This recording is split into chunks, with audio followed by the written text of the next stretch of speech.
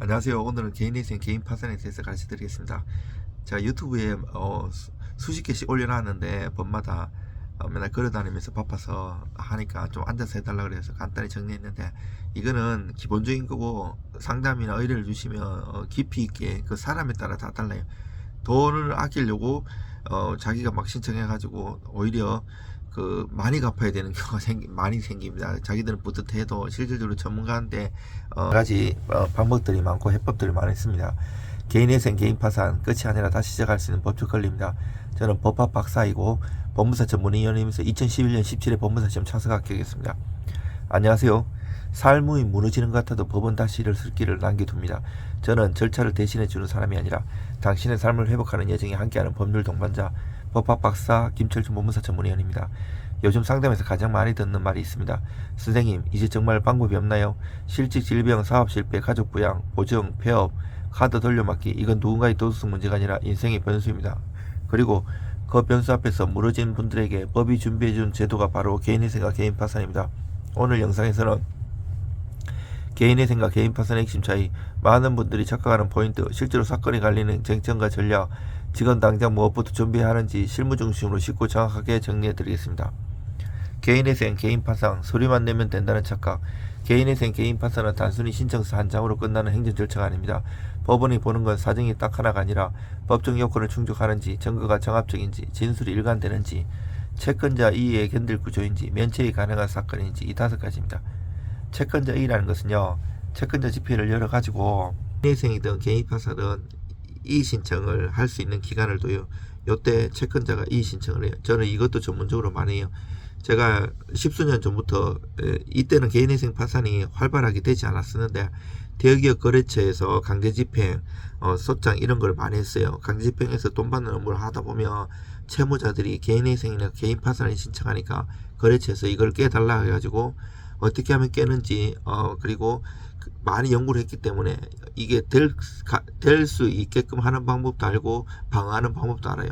그리고 이게 이제 아까 방금 얘기했잖아요. 면책이 가능한지. 비면책 채권이라고 있어요. 뭐 상해나 교통사고 해가지고 뭐 불법행위 여러 가지가 있는데 그런 게 해당되면 안 돼요. 그래서 또 이제 형사고소를 하면 이게 불법행위가 되잖아요. 그래서 나중에 민사 판결 받아놓으면 비면책 채권으로 돌려가지고 강제집행하고 방법이 많아요. 그리고 특히 그래서 개인회생 파산만 잘하면 되는 게 아니고요. 법무사 업무는 이 민사, 형사, 등기, 공탁, 경매 두루두루 잘 알아야지 이게 종합적인 예술이라서 잘할 수 있어요. 특히 가던 속도가 같은 채무라도 문장 한 줄 표현 하나 증빙의 배열에 따라 결과가 달라집니다. 저는 의뢰인의 현재 상황을 그럴 수 있도록 끝내지 않습니다. 사실관계를 정리하고 법적 구조를 세우고 법원에 습득하는 방식으로 논리와 증거를 설계합니다. 개인회생, 개인 파산, 나에게 맞는 길을 정확하게 고르는 법. 개인회생은 소득이 있는 사람의 재정 설계입니다. 개인회생은 원칙적으로 장래 계속 반복적인 수입이 있는 분이 일정 기간 변제하고 남은 채무를 탕감받는 제도입니다. 월급, 사업, 소득, 일용직, 프리랜서라도 정빈 가능한 길이 열립니다. 핵심은 소득이 있느냐보다 소득을 법원에 신뢰할 수 있게 만들었냐입니다. 변제 계획은 단순 계산이 아니라 생계비, 부양가족, 지출구조를 반영한 설계입니다. 개인 파산은 변제 능력이 없는 상태에서 면책을 구하는 제도입니다. 개인 파산은 더 이상 갚을 능력이 없는 직업불능 상태에서 파산 선고를 받고 면책을 통해 새 출발하는 제도입니다. 중요한 것은 파산은 무조건 다 탕감된다고 아니고 파산하면 인생 끝이다 다릅니다. 파산한테 진짜 중요한 건 면책입니다. 면책 불허가 사유, 도박, 사치, 허위서류, 재산 언리, 특정 채권자 편파 변제 등 채권자 그 파산은요, 채권자도 신청할 수 있어요. 채무자도 이 채권자 파산이라고 있어요. 자격자들은 그거 있으면 이제 변호사들이나 의사 뭐 이런 거 하면 자격증 날라가기 때문에 돈 갚는 경우도 많고 여러 가지 방법들이 있어요. 회생 파산에서 실제로 승부가 갈리는 핵심 쟁점 6가지. 채권자 목록 정확성이 아니라 완결성이 생명입니다.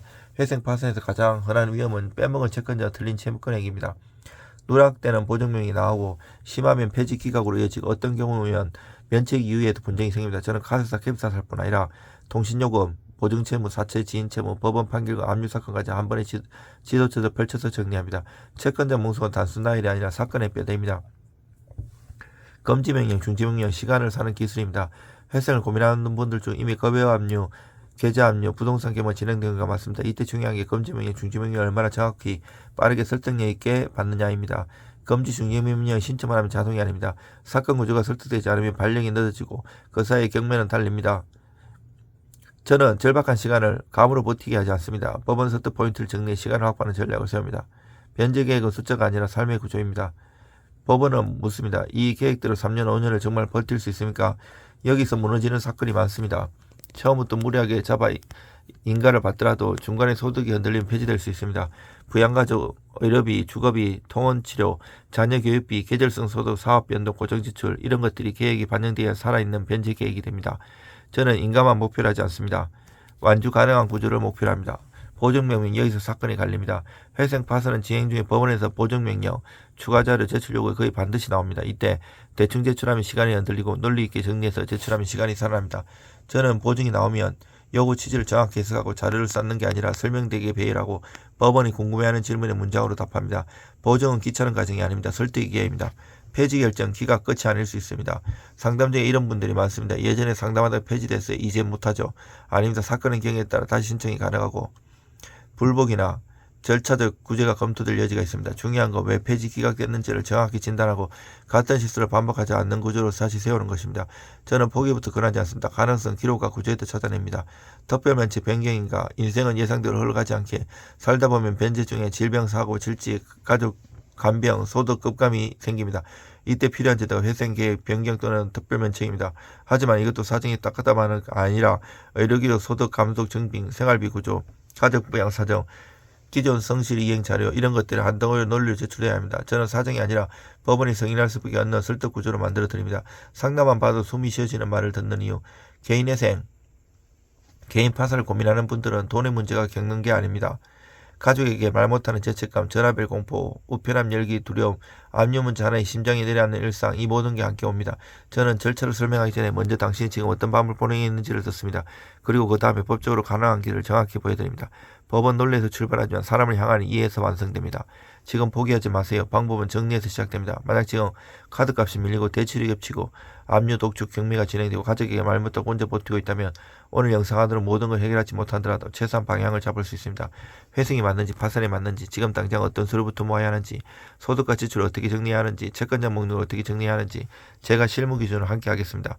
상담 전화 주십시오. 당신이 다시 숨 쉴 수 있는 길, 법이 보장한 권리로 시작할 수 있습니다. 유튜브에서 알겠습니다. 이 채널에서 실제 자주 나오는 기각 폐지 사유, 채권자 A 대응, 소득증명, 부양가족 인정포인트, 금지 중지명 실무, 면책 불허가 대응과 진수작성법, 특별면책 변경인가 실전 전략 중심으로 맛보기로 보내드리는데요.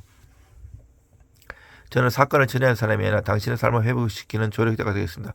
무너진 일상을 다시 세우도록 서류가 아니라 전략으로, 절차가 아니라 회복으로 끝까지 함께하겠습니다.